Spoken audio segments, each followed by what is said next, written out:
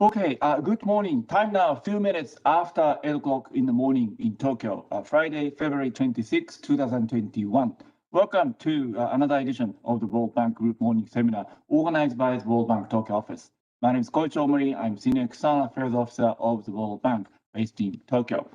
For those of you who joined us for the first time, we organize a series of interesting seminars starting at 8 o'clock in the morning in Japan Standard Time, almost every week in the last 3 years, introducing the latest report and the programs of the World Bank presented by the World Bank Group economists and specialists. This morning, we are focusing on transformation of jobs in Latin America and the Caribbean regions. With us joining from Washington, Guillermo Baylis, research economist in the Office of Chief Economist for Latin America and the Caribbean region. Good morning and good evening to you, Guillermo, in Washington. Can you hear us? Good morning. Thank you for the invitation to be here. Great. Thank you very much for joining us, the seminar from Washington. In fact, historically speaking, for some reason, and reason being, simply we are not located physically between Washington and the Latin America region. We didn't have, many opportunities to feature, the report and also the programs of the World Bank in the region, focusing to the stakeholders in Japan out of Tokyo. So by taking advantage of this type of online seminars, we would definitely want to continue doing so, featuring more reports coming out of the Office of the Chief Economist for Latin America and the Caribbean regions. So we would definitely looking forward to such opportunities in the future. Guillermo is a lead author of the report titled Going Viral, COVID-19 and Accelerated Transformation of Jobs in Latin America and the Caribbean, which was released in the fall last year, just before the World Bank and IMF annual meetings. We'll listen to Guillermo presenting the main point of the report in the next 30-40 minutes.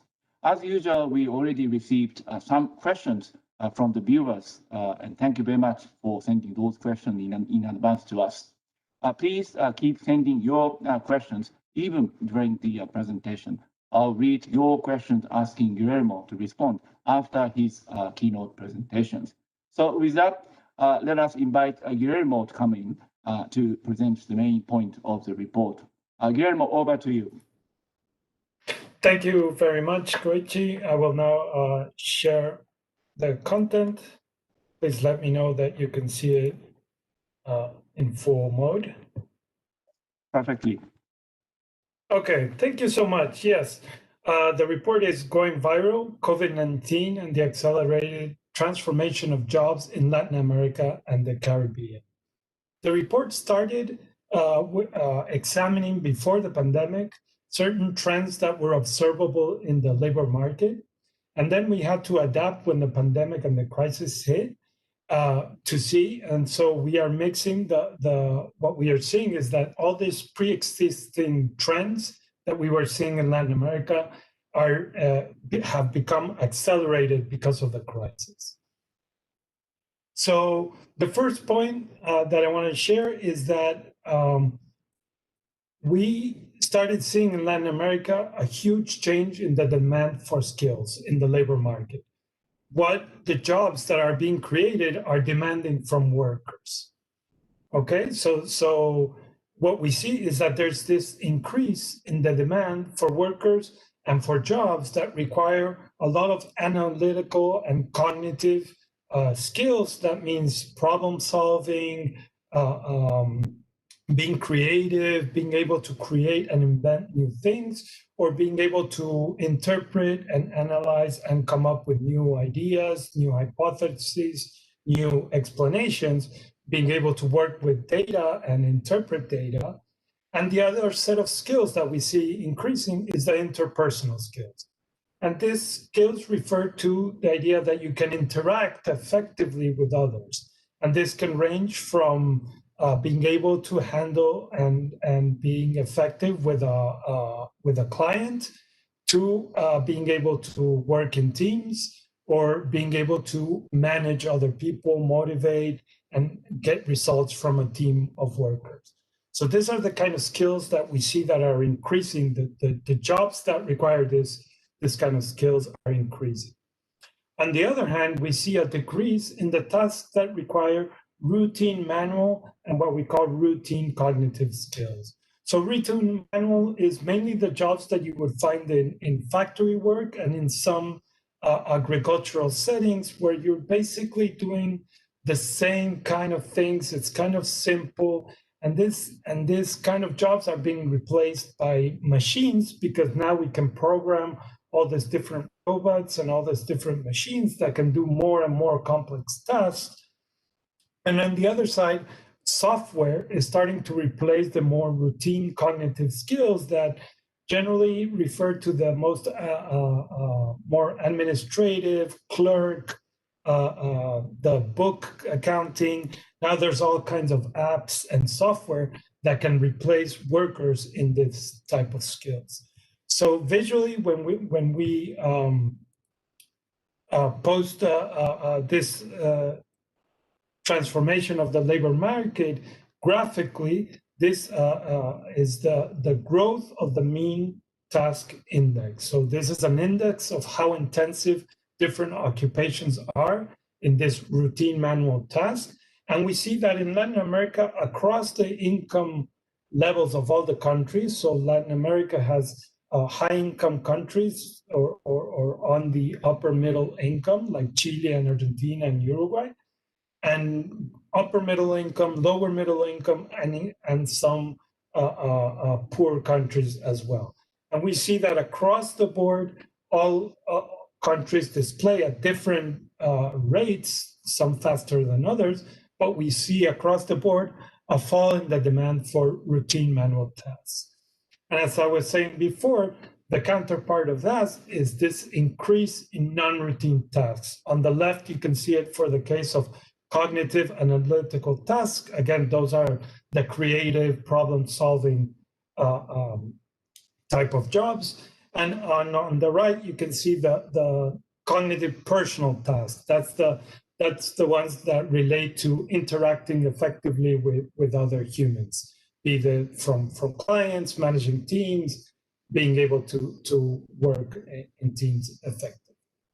So then the question is, what are the causes of this huge transformation that we're seeing in the labor market across the region, across the different income levels of the countries in the region? And so there's three main causes that operate at different levels. So at the bigger, most macro level is the premature deindustrialization of the region. I'll go in the presentation, I'll talk in detail about what that means. But the implication is mostly that the employment is generated now in the services sector of the economy. The second cause refers to the servicification of the economy. And this means that when we look inside sectors, the way we are producing things inside the economic sectors is also changing. Firms are using and offering more services in their production function. And from the labor side, we can see that the occupations, the people, the jobs that they are creating, the people that they are employing is also changing within those economic sectors. And finally, the third reason is the adoption of new technologies and the automation of tasks that is changing the set of tasks that the workers are doing. So even within an occupation, what the worker is doing is changing. So we see at a macro level that the sector of the economy is changing.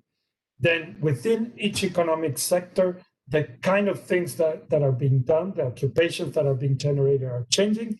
And within occupation, we also see that the set of tasks that workers are doing is also changing. So let me jump to the first cause, which is premature deindustrialization. And this basically refers to, in the economic literature, there's a very well documented phenomenon across all of the world's economy, and it's called the structural transformation. Basically, as countries grow and develop, the structure of the economy meaning how much of the agricultural, how much of the industrial, and how much of the services sector, that composition changes. And it changes in a very clear pattern. There's three main stylized facts. There's different ways of measuring, but you can see it clearly both in terms of employment and in terms of value added as a share of the GDP or as a share of total employment. The three facts are, first, the primary sector, meaning agricultural activities. The size of that sector falls with the level of development.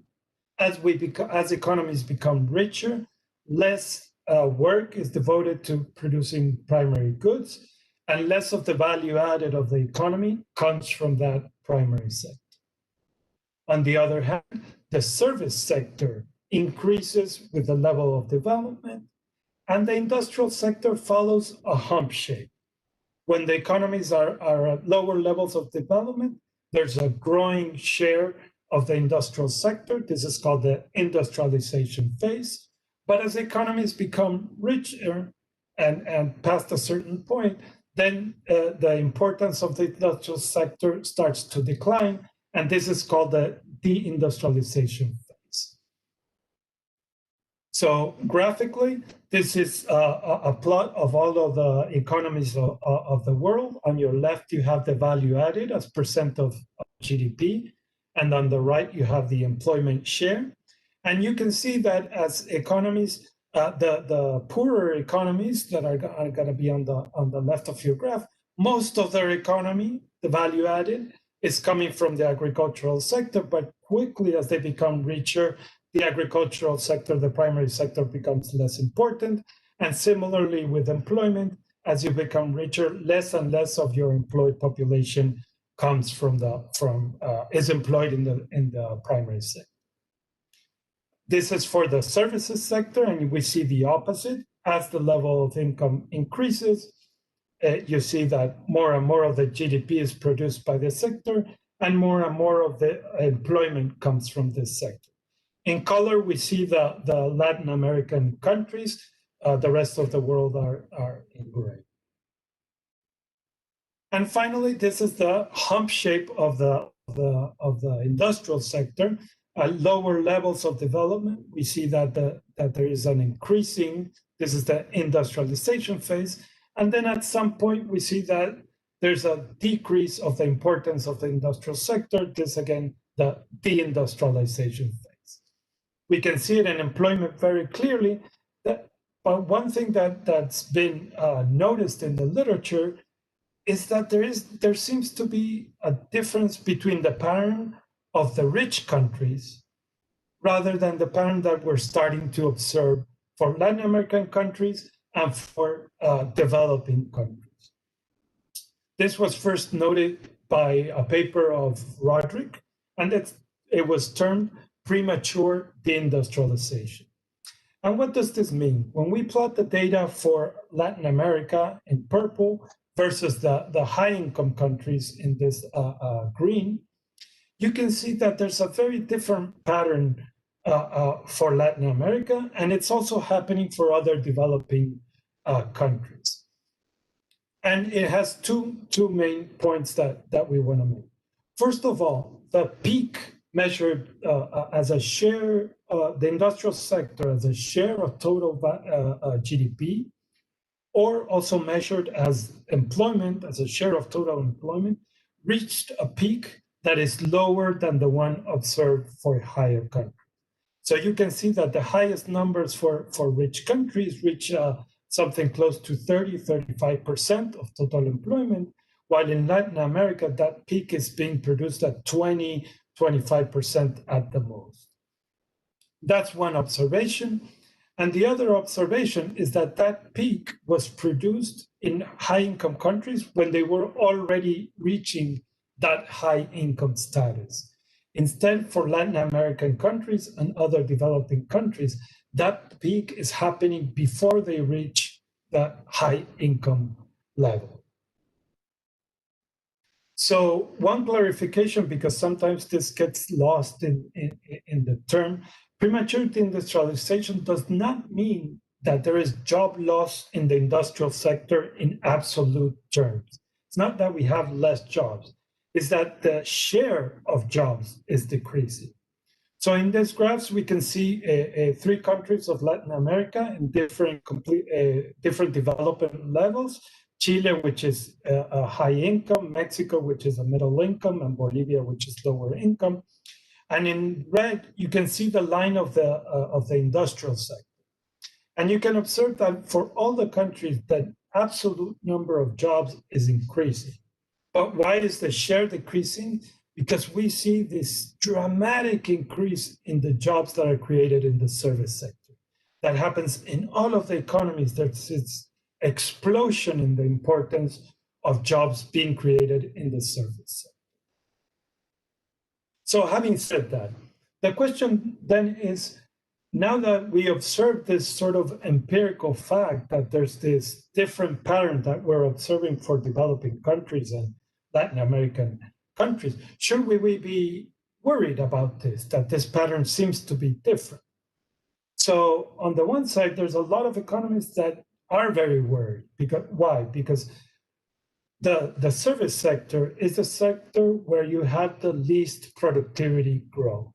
So that means that we're putting more and more workers in the sector which has the lowest levels of productivity growth. And so this tends to reduce overall productivity of the economy. And while rich countries are going through this deindustrialization, they're doing it when they're already rich. Instead, in Latin America, this is happening before we become high income. So this reduction in the productivity, overall productivity growth of the region means that we're staying behind, and that it doesn't look good if we think that the services sector is going to be growing and growing more. Now, as economists, one of the questions that we ask in this report is, okay, we have this empirical fact that it is premature, the pattern is statistically, there are tests and we've tested it, statistically the pattern is different. But does that mean that it's inefficient? Or is it different just because the world has changed, technology has changed, the way we produce things has changed? So to answer this question, we use a standard model of structural transformation that is standard in the literature. And the only question that we ask, we use the 2 main drivers of structural transformation. They're called the income effect and the price effect. And we just see how much of what we observe can be explained by a very simple model that doesn't have a lot of bells and whistles, and that any macroeconomist can really understand and be familiar with. So the results that we see is the data is that blue line, and what the model predicts is the dotted line. And so the model does really well to explain the patterns of industrialization till the 1980s. And then we start to observe that there's a divergence between what the model is predicting and what the data shows. But note that this is not a huge difference. We're talking about only a couple of percentage points. So even the model is telling us that just the basic forces of technology and the basic forces of changing patterns in demand, those alone are already expecting or predicting that we were never going to reach the industrialization levels that the high income countries achieved. And then when we look with a little bit more detail within the countries, the model does identifies different pattern across different countries. So on one side, we have a very marked, inefficient process of deindustrialization happening in Argentina. But what is remarkable is that the model itself, Argentina was in the 1950s and 1960s, it achieved really high levels of industrialization. It was one of the, certainly with Chile, one of the most industrialized countries in Latin America, and was one of the first to do it. So it's notable that the model itself already in the 1960s starts predicting that because of the income level that Argentina had reached, and because of what was happening with the technology, it's already predicting that Argentina should have entered the deindustrialization phase. But we do see that in the 80s, late 80s, Argentina overshot that deindustrialization. The industrial sector fell more than what it should have. But then you look at other countries like Brazil and Colombia, and the model actually predicts pretty well what's happening with the data. So and what that means is that without putting too much into our models, it means that the process that we're seeing is not that inefficient, that it is almost fully explained by the process of technology and by the changing patterns in demand.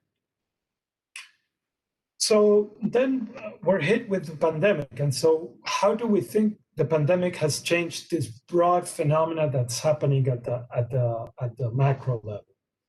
And so on the one hand, we see that there's these new technologies that are coming from the fourth industrial revolution.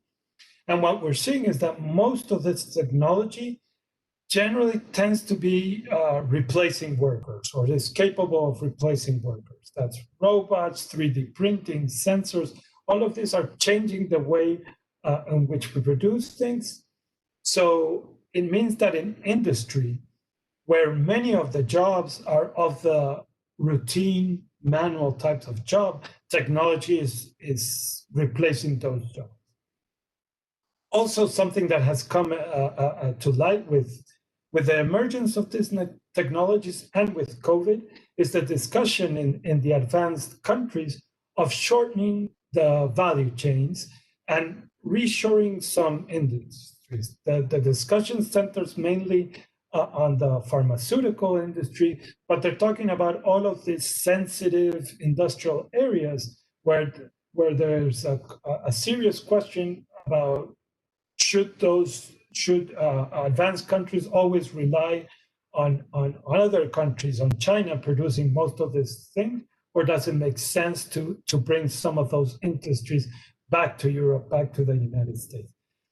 And so what that means is that for countries like Latin America, when value chains are shortened, there's less opportunity to get linked into those value chains.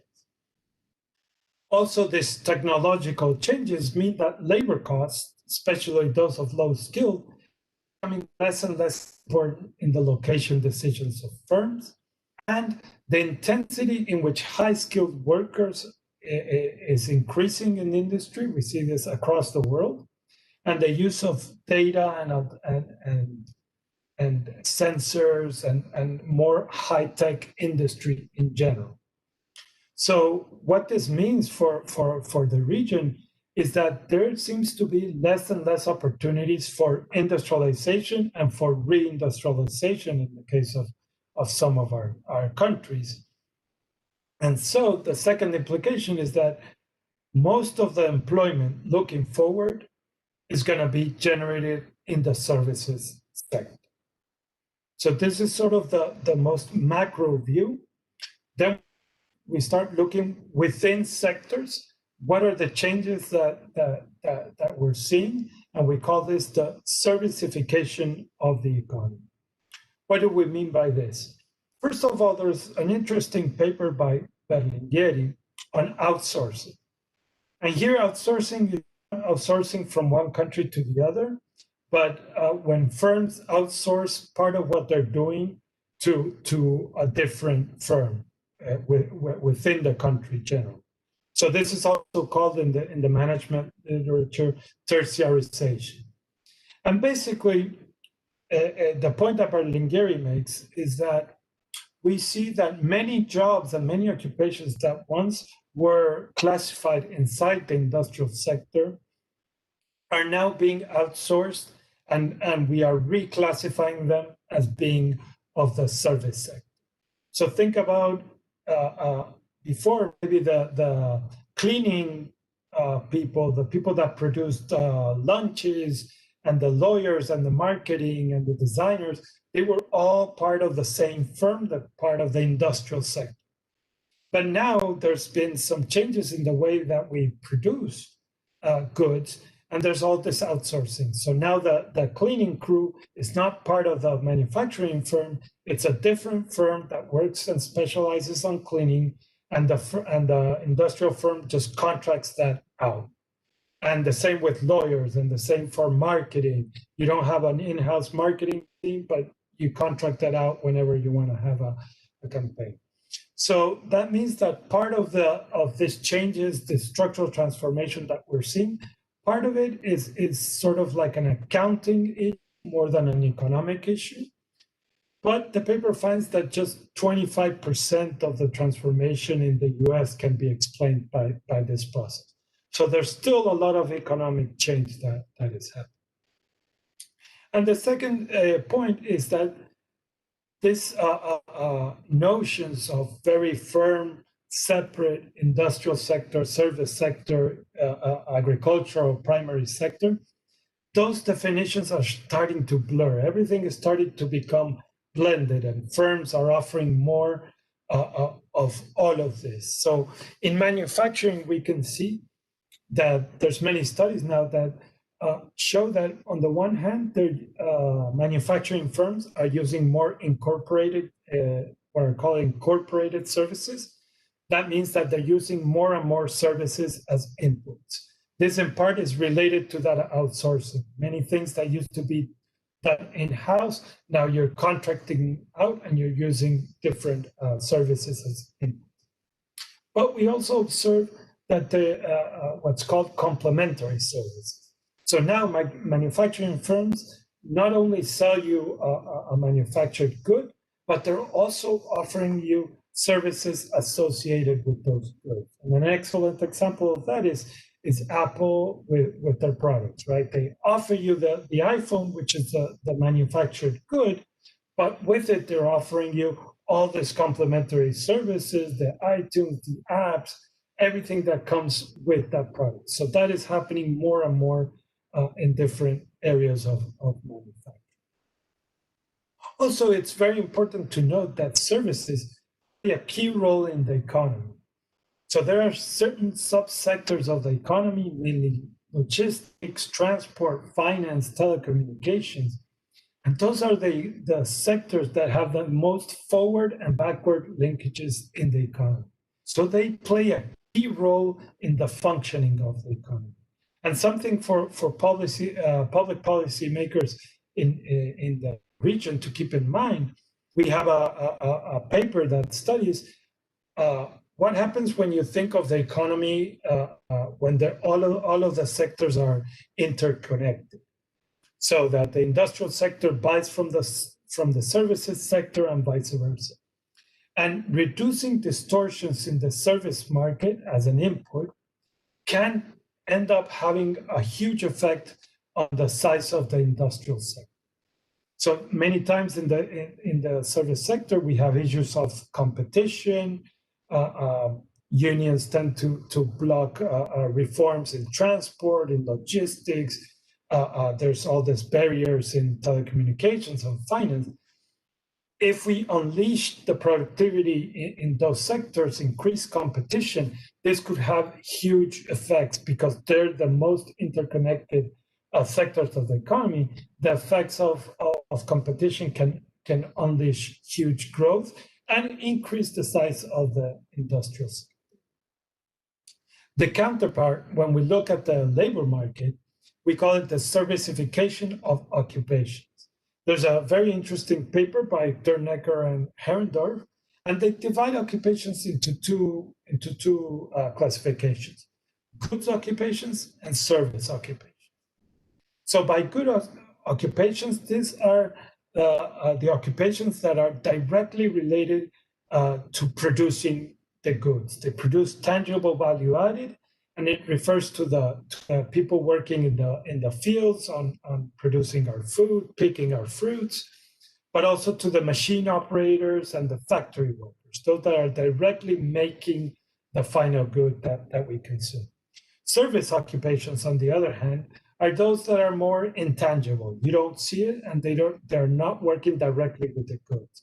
So that means the lawyers, the managers, the designers, the engineers, they're key in thinking about the product, in designing it, and making it happen, but they're not directly involved in the production. And the key finding of that paper is that as the economies develop and as they become richer, the way we produce goods is changing, and the set of occupations within each broad economic sector, industrial, agricultural, and services, all sectors of the economy start using more of these service occupations. So there's a shift in the type of employment that is produced, the type of workers that different sectors are using. Graphically, we can see this as income increases. We're seeing that the share of employment of people working on the goods occupations decreases, and more are this kind of service occupations. There are more people are employed in the types of jobs that are not directly involved in the production. And so we can see it numerically, the predictions is as you move from 1,000 to 15,000 to 30,000 GDP per capita, the share of goods occupations in the goods sector, the one that produces both agricultural and industrial goods, when you're on the lower end of the income distribution, almost all workers are basically directly involved in the production. They're picking the fruit, they're producing the things in the factory. As you become richer middle income country, now the share is 75-25, and when you become richer, 60-40. So you've already changed significantly the mix of workers that you're using to produce goods. So now when we look forward, we're seeing there's a new interesting paper that came out of the World Bank that shows that as a response to the crisis coming from COVID-19, more firms are adopting technology to deal with the crisis. So in part that is meant to accommodate remote working solutions, but the response has been in participating in digital platforms, so investing in the e-commerce structure for firms, and also adopting new machinery that can replace workers so that they can respect the quarantine protocols and the social distance protocols. We're also seeing from the supply side that more and more workers are participating in digital platforms in many ways as a response to the crisis. The only types of jobs that you could find, we know that delivery jobs exploded during the pandemic. So many workers found relief in the digital platforms. And we also note in the report that the service sector is very heterogeneous. So in response to the concern that moving to the service sector is a problem because it has lowest productivity growth, the story is a little bit more nuanced than that. Because within the service sector, we have some of the most and least productive subsectors. So we have sectors that like telecommunications, finance, more and more logistics. Those are some of the most productive sectors, and they're also very high skilled intensive.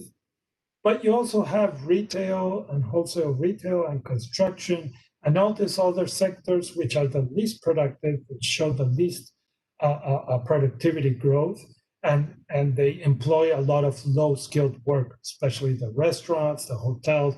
They're huge employers of low skilled. So the concern is, how do you move to the service sector? How does that transformation look? Are you moving everybody to the low productivity service subsectors, or are you moving and creating jobs in the high productivity services? So again, the conclusion is that many services are starting to look like manufacturing, and that is good news. They're becoming tradable, so that for countries in Latin America, you can start exporting, and that gives you hard currency. They give productive, formal, high-paying jobs, so that's also something that's good for the region. The challenge is that many of the jobs that are being created are very high skill intensive. They demand higher levels of education. And so that's one challenge that the region needs to meet. Finally, the third cause is the new technologies and automation of tasks that's changing what the workers are doing in the economy. So broadly, this falls into a new theory, which is called routine bias technological change. And what this author and Dorn are the principal people working on this, is that the new technologies that are emerging are superior to humans in the more simple, routine, and codifiable tasks. That means that codifiable means that you can describe it in some way, shape, or form into an algorithm so that then some software or some machine can perform the task. And in those things, machines are much better. They have the comparative advantage relative to humans. But at the same time, what this does is raises the marginal value of all complementary tasks.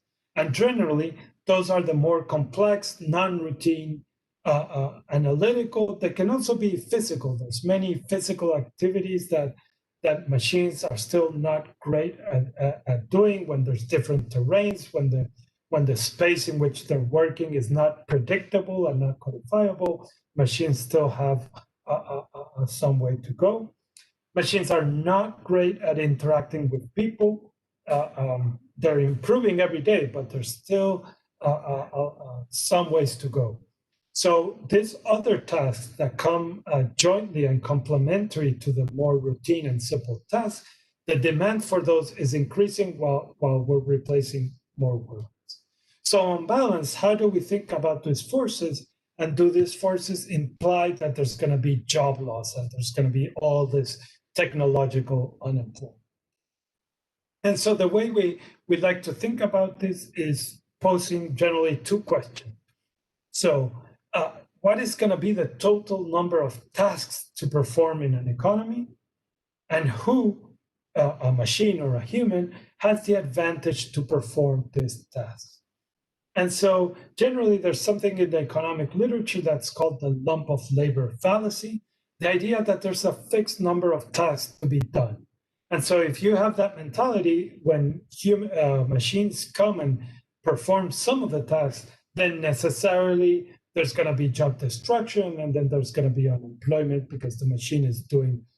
But we know throughout economic history that there's not a set fixed number of tasks. The economy grows, the number of tasks performed.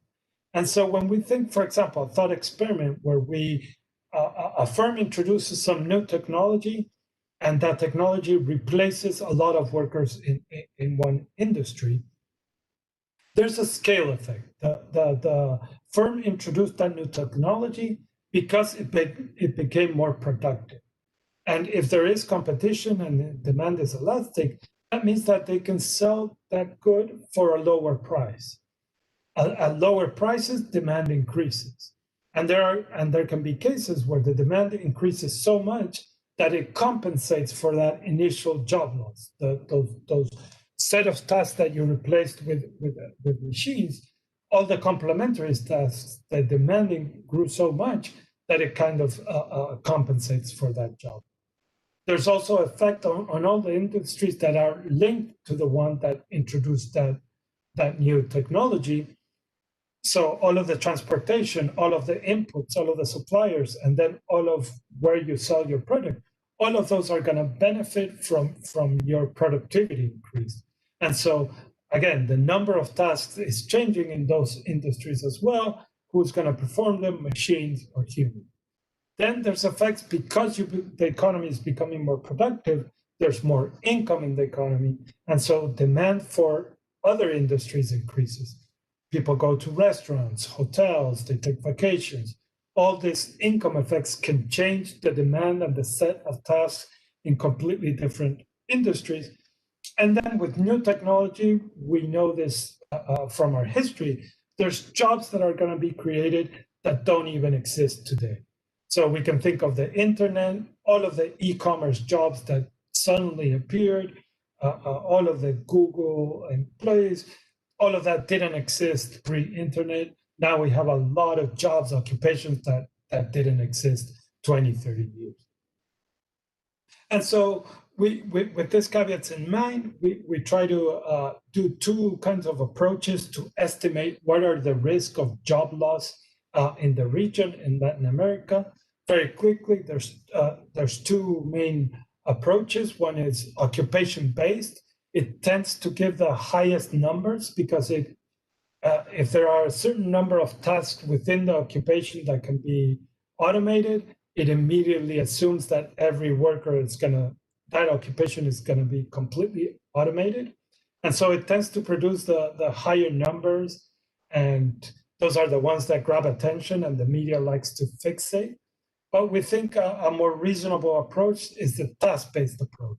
We know that occupations are basically a set of tasks, not just one task and not just simple tasks, but there might be part of the occupation that is automated because it's routine, but there's all this different set of tasks that are more complex and that machines cannot do.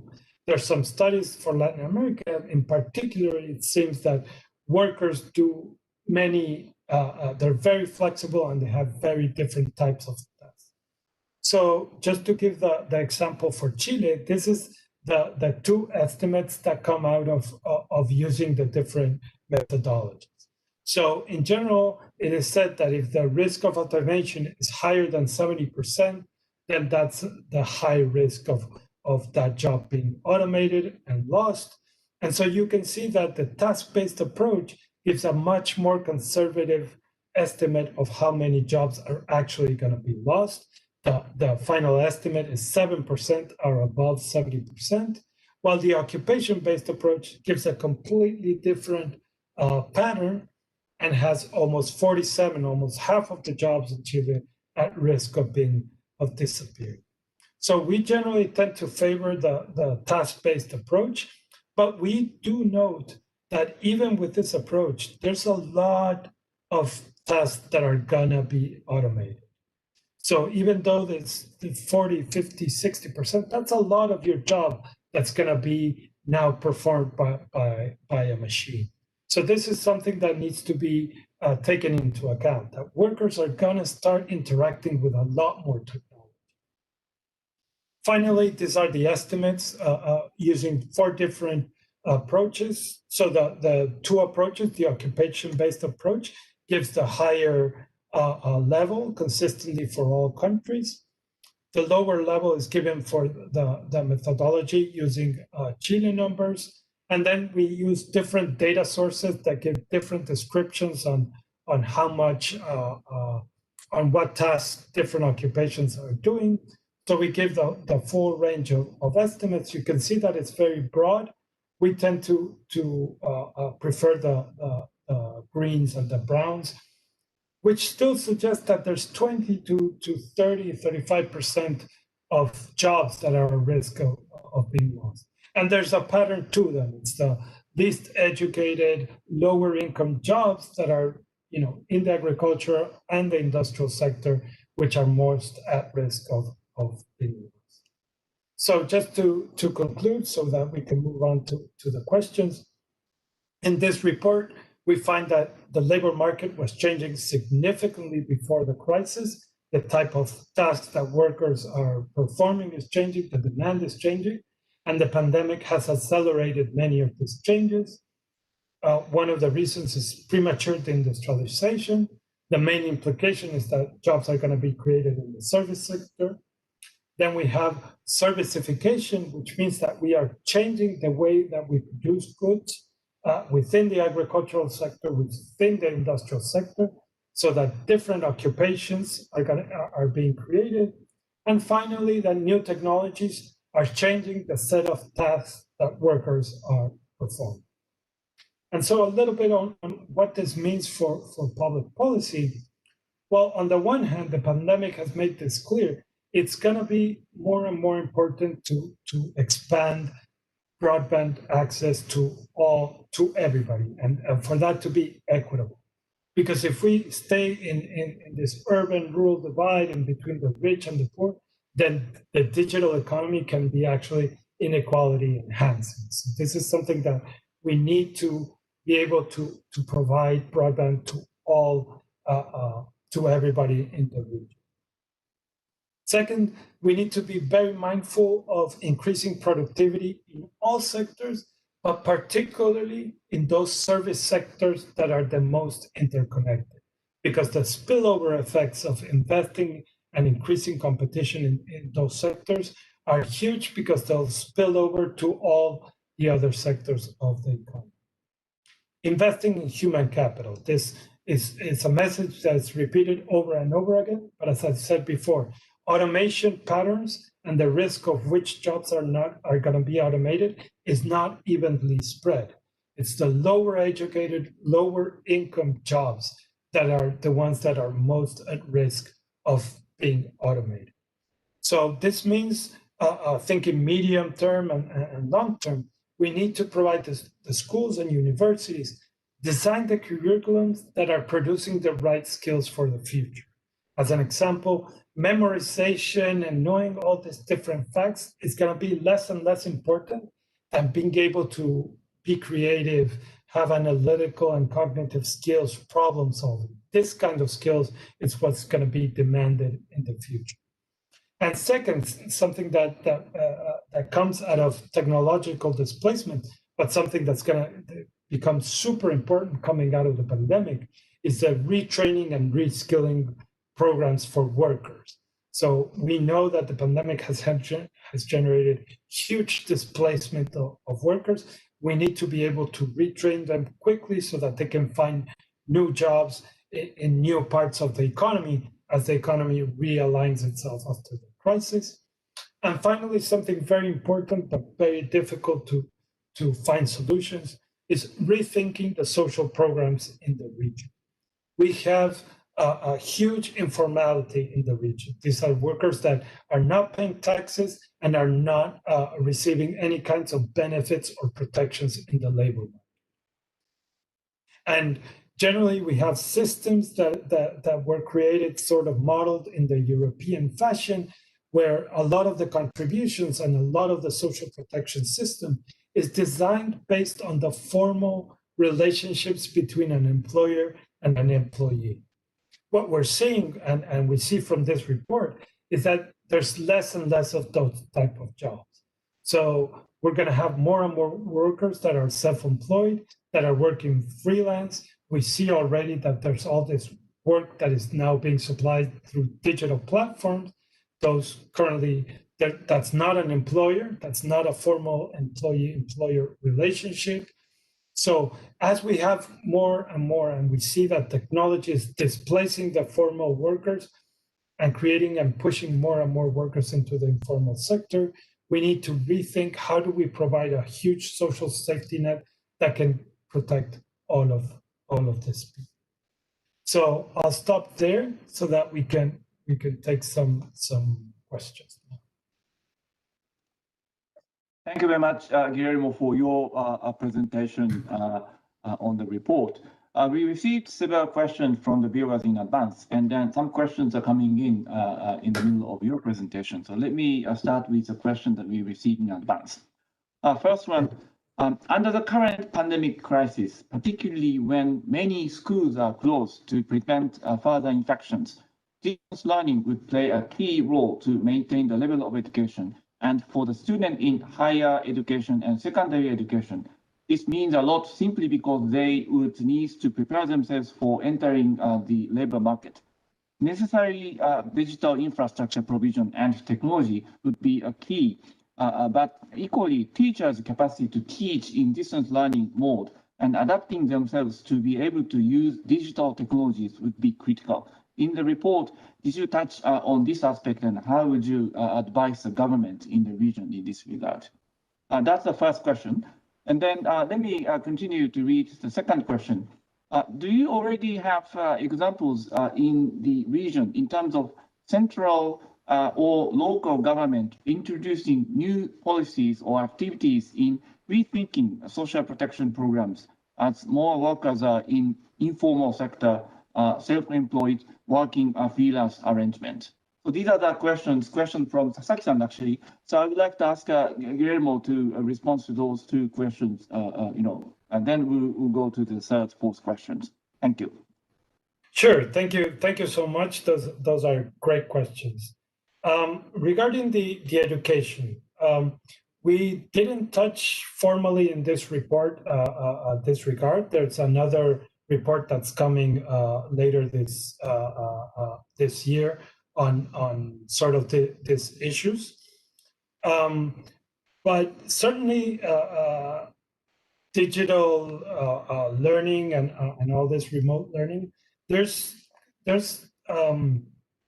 is something that's going to be incorporated because of the pandemic, but I'm pretty sure that looking forward, this is going to be another tool in our toolbox, and it's going to be used in the future. So certainly training the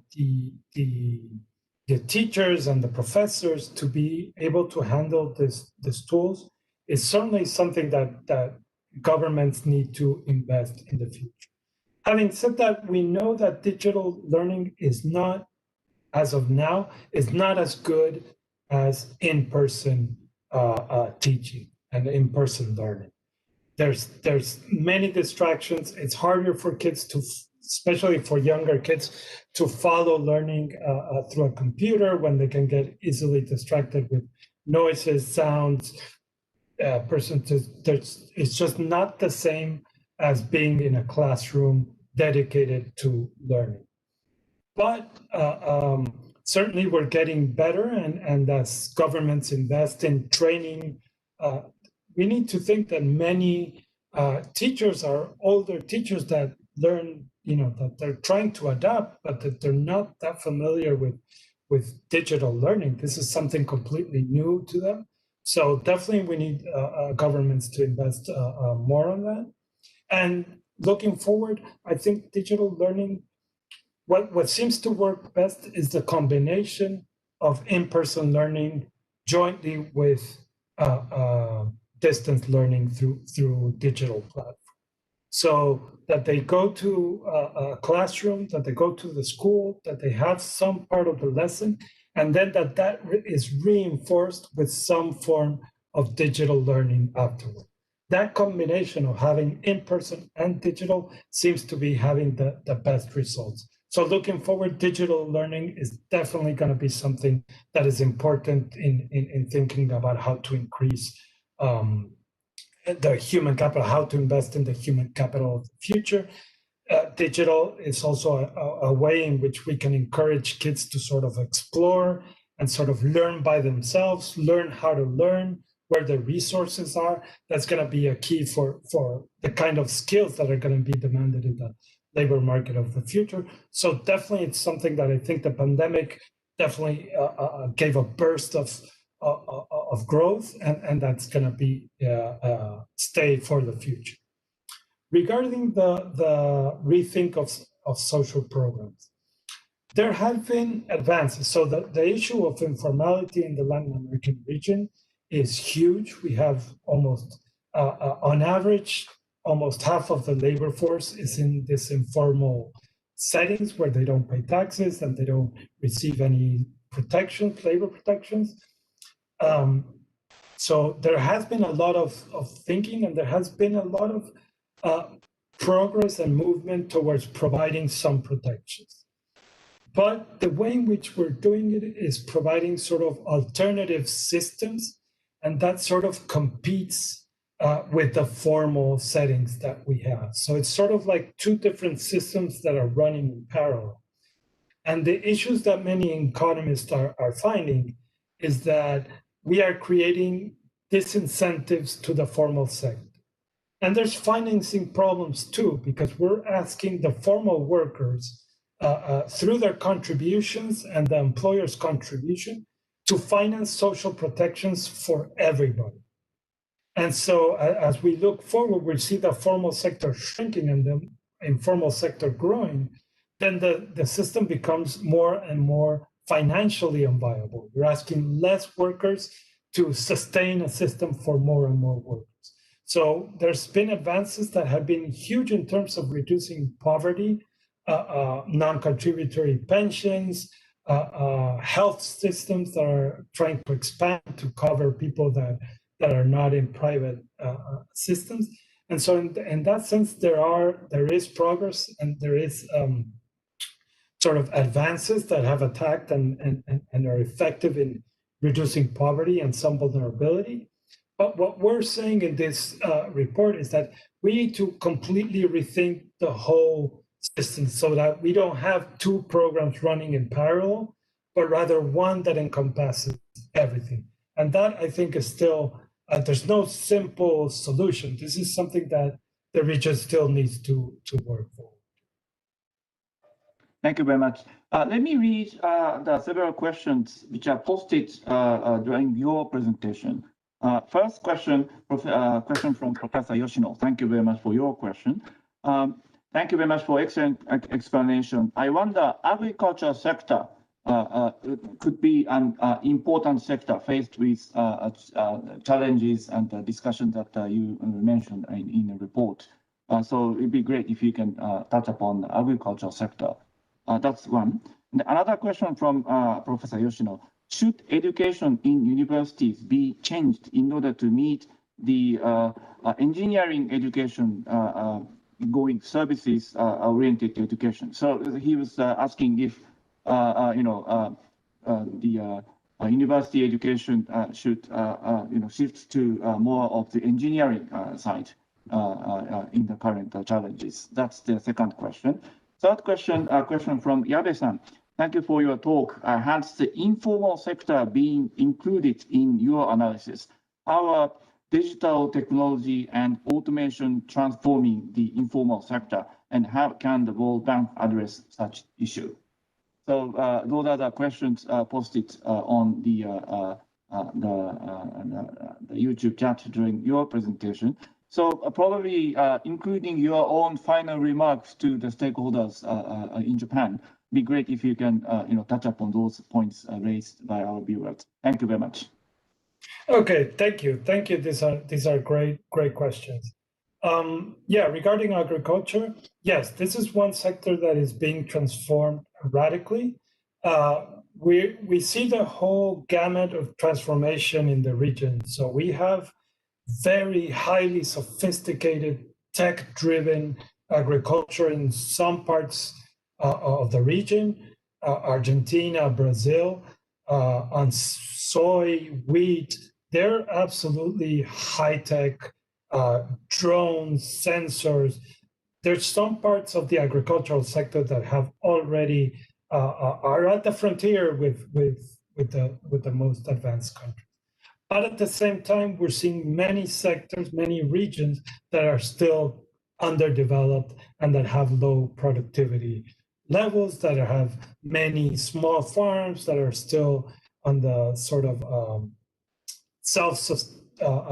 self-feeding farms that are very low productivity, that have not incorporated technologies, that are producing low value foods that are, basically to sustain a family, but not much more. So there's definitely a lot of progress to be made there.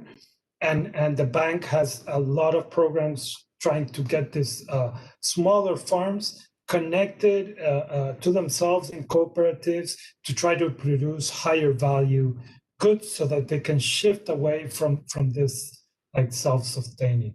And there is a lot of technology to be used. Every day we have more and more on the biotech side, on the sensor side, on automation of tractors, of the irrigation systems.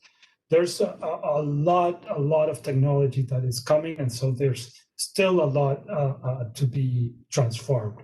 And so this kind of transformation would have a huge impact in some regions. It's going to be disproportionate. As I said, Argentina, with its huge soy and wheat production, has already shifted many workers from agriculture to the industrial and services sector.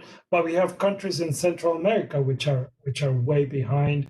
parts of Peru, in the Andes, Ecuador. There's many regions where there's still a huge productivity gap and something that can be sustained.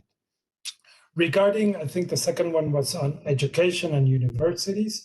Absolutely, I think there's a lot of transformation that we need in the university systems in the region. We're already starting to see it in the United States and Europe with all this development of platforms where you can get a lot more online. We have some from the private sector, Google and IBM starting to offering, sort of technical programs that completely go outside the university system. That's an indication that universities are not providing exactly what the labor market is demanding. We actually have a study coming out in the next few months that looks at technical degrees, so 2-year programs. And they seem to have a lot of, even though they're looked down upon, it's like, oh, you're not in a university, it's sort of a tertiary degree, but not university. And so it's been looked down on. Those seem to have some of the highest returns on that investment because it's only 2-year. Many are part-time so that you can work and do those programs as well. And they seem to be very oriented towards labor market demand, especially when they're connected, informed by the communication with the private sector. The private sector informs, look, this is the kind of skills that we're looking for. And those kind of programs seem to be very successful in producing the kind of work that is needed in the labor force. And I think universities need to shift and adapt and become more modern. In the region, we still have a lot of this rote memorization and not really developing the analytical skills that are needed later in the future. We need to drive more the ideas of on every single field to work with more data. Data is becoming more abundant and being able to not only produce that data, but interpret that data. That has a huge market value. And that runs from the social sciences to the more technical STEM or STEAM occupations. Definitely, we need to incentivize the science, technology, engineering, math, the STEM, but there's also a demand for creative, artistic skills. So now the paradigm of STEM is being changed to STEAM to include arts. Why? Because there's a lot of value that is being produced in the content, in YouTube and Netflix and in all of this programming. It's a huge explosion of production. So new ideas, creative ideas, design is really important. Apple creates a lot of value because it's well designed and people pay a premium for that. So it's not just the hard sciences that need an incentive. It's more about focusing on those skills, on being able to be creative, on being able to produce something new.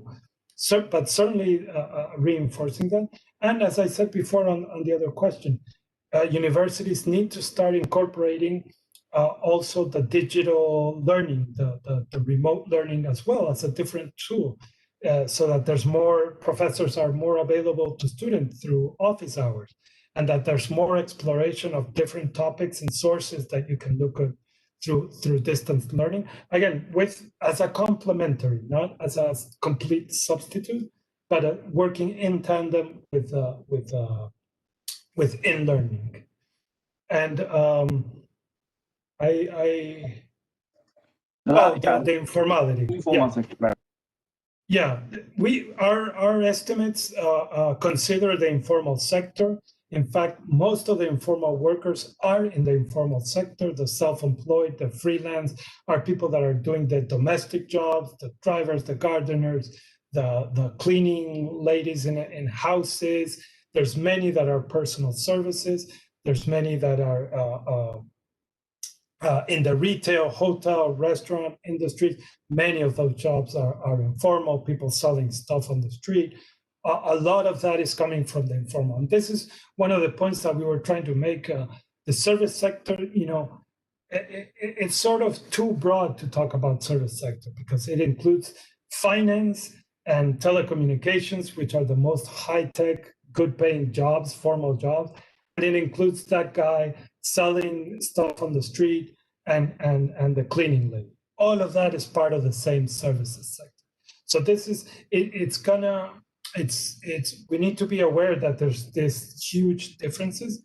And so as the economy transforms towards the service sector, it's really gonna matter if we move it towards the telecom and high productivity sectors, or if we end up with a lot of people working on this low-skilled, informal job. So I want to thank you and thank you all for some great questions. I'm very happy to present this report. And yes, thank you so much. Great. With us this morning from Washington, Guillermo Bailey, a research economist in the Office of Chief Economist for Latin America and the Caribbean. Guillermo, thank you very much for your time being with us this morning or this evening in your time. Thank you very much. Thank you. Thank you. Great. Next week, we are focusing on challenges and future perspectives of the governance and institutions, especially going deep on digitalization and use of technology in public sector reforms in developing countries. Edward Olobo Okere, the director, the governance, the global practice of the World Bank, will be with us connecting from Washington, D.C. Now, we are now running a DFSP, Japanese National Hiring Program, posted on the World Bank Tokyo website. Among the TOR positions advertised in the current program, we have the governance specialist position. And then Ed is going to be your big boss if you are applying and successfully being selected for this position. So please take advantage of this opportunity of listening to what Ed needs to say about what the World Bank is doing in governance sector. This is going to be held at 8 a.m. Friday, March the 5th in Japan Standard Time. Please check our website for detailed information on this seminar next week, as well as other upcoming online seminars. So with that, I would like to conclude the seminar. Thank you very much for watching. As always, stay safe, stay healthy. See you next week. Thank you very much.